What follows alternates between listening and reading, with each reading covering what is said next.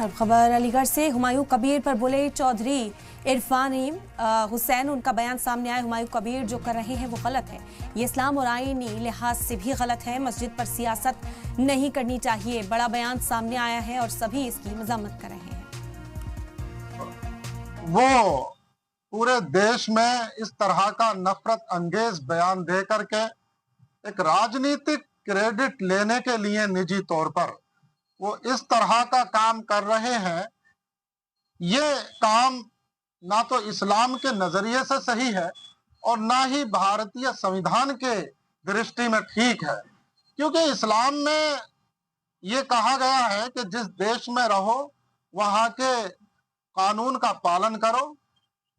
अब ऐसे में आकर के ये जो बयान एक भड़काऊ तौर पर और नफरत अंगेज और जो समाज में हिंदू मुस्लिम के बीच खाई खड़ी कर सकता है और झगड़े फसाद भी करा सकता है, तो ऐसे बयानों से फितना फैलता है और इस्लाम में फितने की कोई जगह नहीं है।